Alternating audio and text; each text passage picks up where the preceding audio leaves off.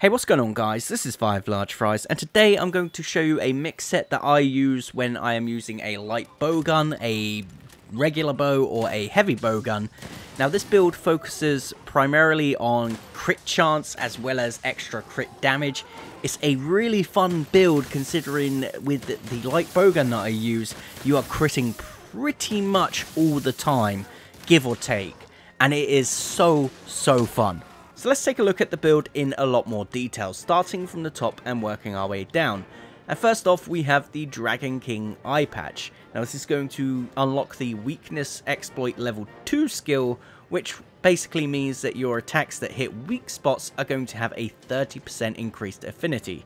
Now considering with bows and bowguns, things like that, you are mainly aiming at weak spots anyway, this is going to drastically increase your affinity, therefore you're going to be critting a lot more often. Going into the Teostra offerings here, the chest piece, the Kaiser Mail, and we're going for the alpha version rather than the beta. Now you can go for the beta if you want to, but I thought having latent power there, even though it may not be proccing as much as you would like, it's still nice when it does proc, because latent power, we'll talk about that first, will give you an increased affinity by 10% and reduce your stamina depletion by 10%. Now obviously the increase in affinity is really good, especially for this build, but also it's like I say, it's not going to be proccing that often, but when it does, you are going to feel it. And of course the other thing on there is the special ammo boost, and this will basically increase the power of your bowgun's special ammo by 20%. However, if you do want to use a bow, your Dragon Piercer damage is going to be increased by 20%, which is, again, a really nice change. Next up is the Xeno Jiva offerings, and we're going for the alpha version of the Xeno Jiva claws. I can't even say it properly, I'm sorry guys. Now, this is going to give you the crit boost skill. This is the main thing that we want out of this, because the beta version does not offer it. So crit boost is going to increase the damage dealt by your critical hits by 30%, which is a hell of a lot considering when you do crit, you're getting an increased damage anyway. Increasing that damage even further by 30% is very noticeable. And of course it gives you flinch free, which prevents knockbacks. Not really too interested in that, but it's nice to have that regardless. Going into the waist, the leg pieces and things like that is going to be the Odegaron, or Odegaron, however you want to pronounce it. I probably said it the same way twice. Now, I personally went for the Odegaron Coil Alpha. Now, the reasoning why I had this was because I had been using the Insect Glaive quite a lot, so the speed sharpening was really nice, as well as having the critical chance there, the crit eye.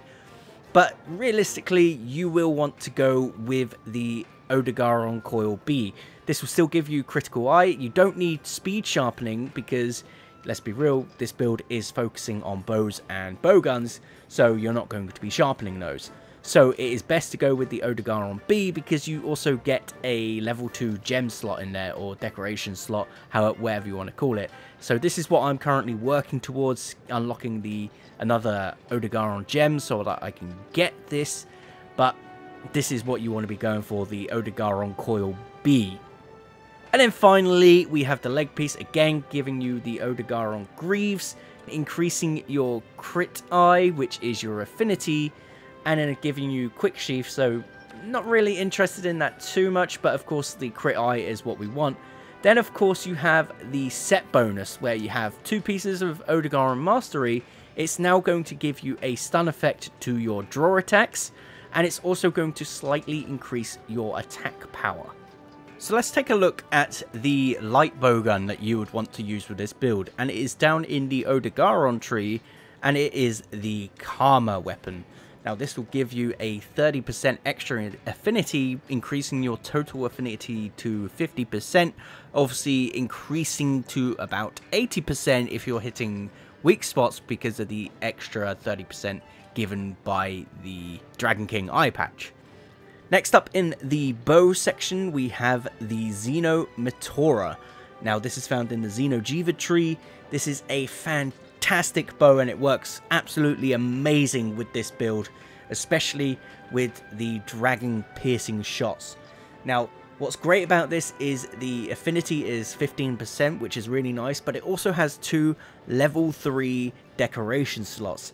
Now, what I tend to do is I tend to slot in a paralysis decoration so I can use the paralysis coating, which then allows this to be an absolute beauty of a bow. Finally, we have the heavy bowgun. Now, this can be found under the Nergigante tree, and it is called, and I'm going to butcher the name here, Destruction's Fusillade. While it doesn't have any bonus affinity, it's not going to negate the affinity granted by your armor, like say the Diablos weapon, the Griffin Blazuka. So this weapon is fantastic. It has a decent amount of damage to it. It's not going to affect your affinity, so you're not going to get any bonus. However, with your armor and hitting weak spots on the monsters, you are going to be getting about a 55%, 60% chance if you upgrade the charm. And now that is a decent amount of crit chance. And then of course you got the crit boost on top of that. It is a decent chunk of damage, so it can't be sniffed at. So I would personally go with this weapon if you were going to use a heavy bowgun. It looks amazing. It's got an average deviation as well, so it's not too bad. And it has a gem slot on it of level 1, so it's a decent offering. However, if you do want that raw power, you can go for the Griffin Blazuka. But just remember that you aren't going to get a decent amount of affinity out of it.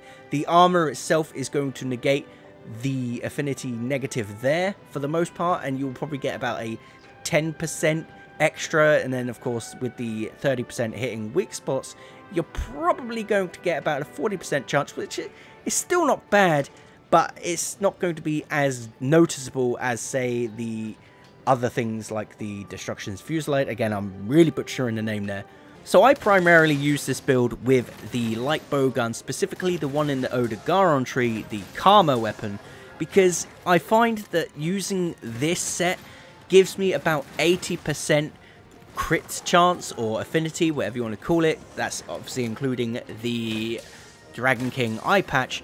It's a really fun build to use, and I would definitely suggest using a build like this if you can, especially if you are interested in a very, I wouldn't say it's not unique, but it's an interesting build, and it's a very fun build. I don't know if I've emphasized that enough, but it is a very fun build. But that is going to be it for this video. If you enjoyed it, please hit that like button, subscribe if you are new. I make a whole bunch of random shit. Until next time, guys, I'll see you in the next video.